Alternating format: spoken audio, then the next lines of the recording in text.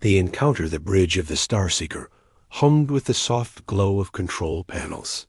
Captain Krell stood at the center, his four eyes scanning the view screen that showed the empty void of space. His crew worked quietly at their stations, monitoring the border between their empire and the unknown regions beyond. "Captain," First Officer Vorn called out, his voice breaking the silence, "we have detected something." Krell turned his attention to the sensor station. "What kind of something?" "A vessel, sir. Unknown configuration. It is approaching from the outer rim." Vorn's fingers danced across his console. "Running it through our database now." The bridge crew exchanged nervous glances. Unknown ships were rare this deep, uncharted space. Most species in this sector were known to the Galactic Council. An unidentified vessel could mean pirates, or worse, a new hostile race. Distance? Krell asked, moving closer to the sensor display. 300,000 units and closing. They are not responding to our standard hailing frequencies. Krell felt a twitch in his main antenna. Something about this situation felt wrong. Put the ship on screen. Maximum magnification. The view screen flickered, and an image appeared. The crew fell silent. The vessel before them was unlike anything in their records. It was massive, easily twice the size of their scout ship. But what caught everyone's attention was its design. Where most ships were smooth and elegant, this one looked brutal. Angular plates of dark metal covered its hull. Weapons ports lined every surface. Strange symbols marked its side in a language no one recognized. "By the void," whispered Navigator Malik from his station. "What is that thing?" "It looks like a war machine," Vorn said quietly. "I have never seen so many weapon systems on a single vessel." Krell stared at the image. His experience told him this was a ship built for one purpose: combat. Everything about it screamed danger. No decorative elements. No wasted space, just armor, weapons, and engines. "Try all communication channels," he ordered. "Every frequency we know." The communications officer worked frantically. "No response, Captain. They are either ignoring us or do not use any standard protocols." "What about their energy signature?" Krell asked. Vorn studied his readings. "Strange, very strange. The power output is enormous, but the signature is unlike anything in our database. Their reactor technology is completely foreign to us." Krell made a decision. Tactical alert, raise shields. "Do not power weapons yet. I want to know what we are dealing with before we make any aggressive moves." The ship's lights shifted to a red hue as the crew prepared for potential combat. Krell watched the unknown vessel continue its steady approach. It showed no signs of slowing down or changing course. "They are entering our territorial space," Vorn reported. "Should we fire a warning shot?" "No, not yet." Krell's mind raced through possibilities. This could be a first contact situation. The Council had strict rules about engaging unknown species. But those rules assumed the unknown species would follow diplomatic norms. This ship did not look diplomatic. "Captain, they are powering up," the tactical officer suddenly shouted. Energy spikes across their hull. Multiple weapon systems coming online. The bridge fell silent again. On the screen, the dark warship seemed to come alive. Lights flickered along its surface. The weapons ports glowed with an ominous red light. Krell felt his blood run cold. Whatever this species was, they were ready for war. "Back us away slowly," he commanded, "and send an emergency signal to command. Tell them we have made contact with an unknown hostile force. Include all sensor data." As the Star Seeker began to retreat, Krell could not shake one terrible thought. They had just encountered something the galaxy had never seen before. And from the look of that warship, the galaxy was about to change forever. Asterisk the warning. The Star Seeker drifted backward, maintaining a safe distance from the human warship. Captain Krell stood rigid on the bridge, his eyes fixed on the menacing vessel that dominated their view screen. Minutes passed like hours as they waited for something to happen. Then, the communications panel lit up. "Captain, we are receiving a transmission," the communications officer announced. "It is in an unknown language, but the computer is working on a translation." "Put it through," Krell ordered. Static filled the bridge, followed by a deep, rumbling voice. The translation system struggled for a moment before words formed. "Unidentified. Vessel, this is Captain Tom of the Earth warship Iron Fist. You have entered a sector claimed by humanity. State your purpose or withdraw immediately." Earth, humanity. The words meant nothing to Krell or his crew, another unknown species to catalog. But the tone of the message was clear. This was a threat. Krell gestured to his communications officer. "Open a channel. Let me speak to them." A moment later, the connection established. Krell chose his words carefully. "Captain Tom of Earth, I am Captain Krell of the Starseeker, representing the Galactic Council. This sector has been under Council jurisdiction for 300 cycles. We do not recognize your claim."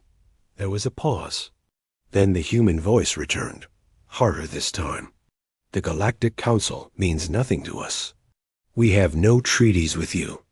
This system contains resources Earth needs. We are claiming it." Vorn leaned close to Krell. "Sir, they are serious. Their weapons are still powered and locked on our position." Krell felt anger rise in his chest. "Captain Tom, you cannot simply claim territory that belongs to others. The Council maintains peace in this region. If you wish to negotiate resource rights, there are proper channels." "We tried your proper channels," Tom replied. 6 months ago, Earth sent diplomats to your council. They were ignored, made to wait, treated like primitives. So we decided to take a different approach." The view screen flickered, and suddenly Krell was looking at the human captain. He was shorter than Krell expected, with pale skin and dark hair. 2 eyes instead of 4. A simple face that somehow looked incredibly dangerous. The human wore a dark uniform with symbols Krell did not recognize. "You see, Captain Krell," Tom continued, his lips pulling into what might have been a smile. "Humanity learned a long time ago that respect is not given freely. It is earned, usually through strength." Krell straightened. "Are you threatening us?" "I am explaining reality," Tom said calmly. "You want us to leave? Fine. But first, let me show you what you would be dealing with if you tried to force us out." Before Krell could respond, the human cut the transmission.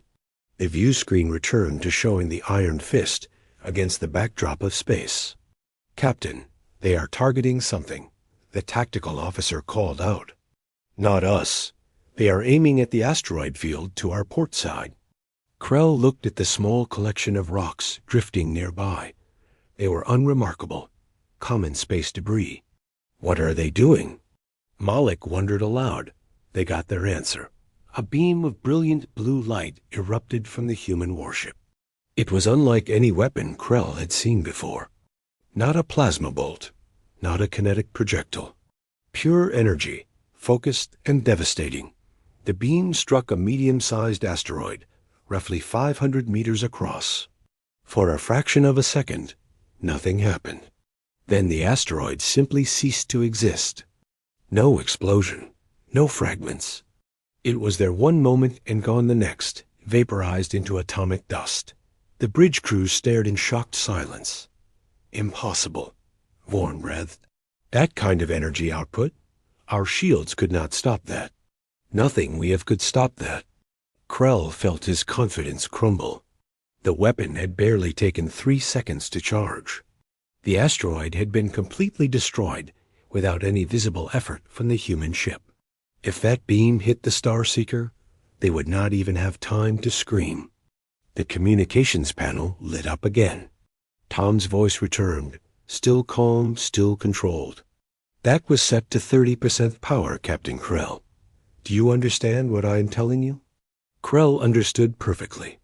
30%. The humans had just demonstrated they could destroy his ship with a single shot, and they were not even using their full capability. Krell struggled to find words. I must report this to my superiors. You do that, Tom agreed. Tell your Galactic Council that humanity is here. Tell them we are not asking for permission anymore. We are simply informing you of facts. This system is ours. The 3 surrounding systems are ours. If the Council wants to discuss borders and treaties, we are willing to talk. As equals. The transmission ended. Krell stood frozen, his mind racing. He looked at his crew and saw his own fear reflected in their faces. They had encountered dozens of species in their careers. Some peaceful, some aggressive, but none like this. Send everything to command, he finally ordered. Full sensor logs. A conversation. Everything. Mark it as highest priority. As the Starseeker transmitted its report, Krell stared at the human warship. It hung in space like a predator, patient and deadly. The galaxy had just learned that humanity existed, and Krell suspected that nothing would ever be the same again. The revelation 3 days later, 5 warships of the Galactic Council emerged from faster-than-light travel. They were the pride of the fleet, heavy cruisers equipped with the best weapons and shields the Council could produce. Their formation was perfect, their crews experienced. They had come to remove the human threat. Admiral Drex commanded the fleet from his flagship. He had read Captain Krell's report with skepticism. One unknown ship making demands? Destroying an asteroid? It seemed like an overreaction. The Council had dealt with aggressive newcomers before. A show of force usually convinced them to negotiate properly. The Starseeker had remained in the system, watching the human warship from a safe distance. Krell felt relief when the battle fleet arrived. Surely 5 ships could handle one. Admiral Drex to all vessels. The communication came through. Standard intimidation formation. Weapons charged, but do not fire first. These humans need to learn their place. The 5 cruisers spread out, surrounding the Iron Fist in a star pattern. Each ship was nearly as large as the human vessel. Together, they represented overwhelming firepower. Krell watched from his position. Something felt wrong. The human ship had not moved. It simply floated there, as if waiting.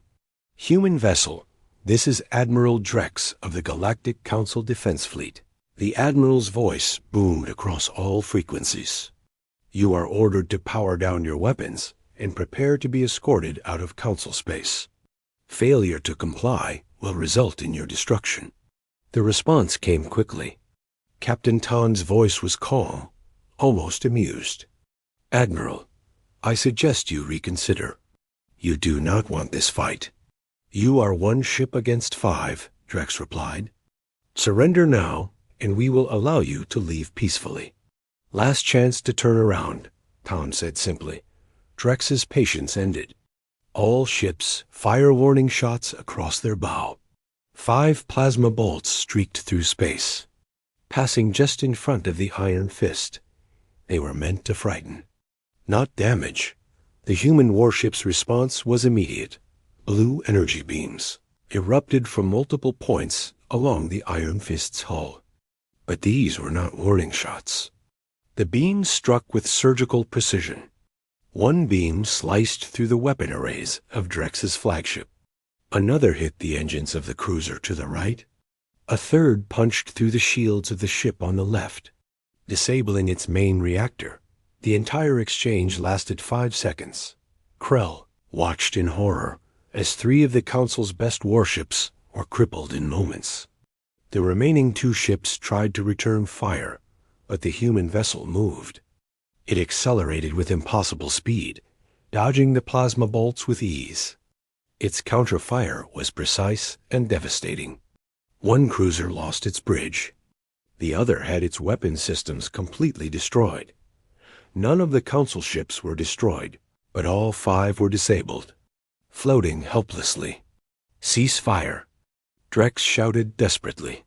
Cease fire. The human weapons went silent. Captain Tom's voice returned, no longer amused. Now it carried the weight of absolute authority. Admiral Drex, let me explain something about humanity. We are not like other species, you know. We come from a world where everything tried to kill us. The weather, the animals, the diseases, and worst of all, each other. Krell listened, his understanding growing.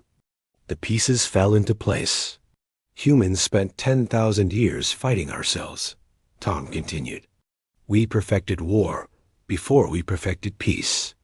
We built weapons that could destroy our entire planet. We created strategies and tactics through endless conflict. By the time we reached the stars, we were the most dangerous thing we had ever encountered. The bridge of the Starseeker was silent. I did not destroy your ships because I do not want war, Tom said. I want something better. I want respect. I want humanity to have a place in this galaxy. Not as primitives begging for scraps, but as equals.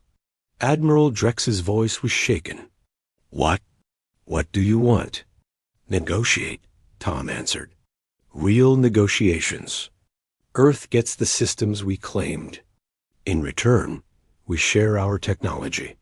We establish trade. We become partners instead of enemies. The Council gets a powerful new ally. Humanity gets the respect we deserve. Krell realized the truth. Humans were not invaders. They were survivors who had climbed to the top of their food chain through violence and cunning. Now they were bringing those skills to the galaxy. The Council will agree to your terms, Drex said quietly, defeated.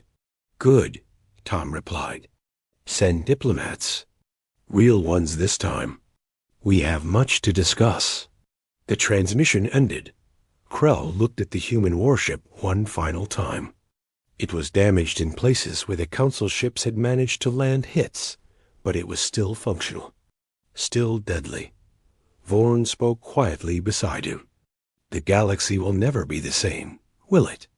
No, Krell agreed. Humanity just changed everything. And I think that might not be a bad thing. The Iron Fist turned and began moving away, heading back toward human space. Behind it, 5 disabled Council warships drifted, a reminder that a new power had arrived among the stars. The age of humanity had begun. Asterisk.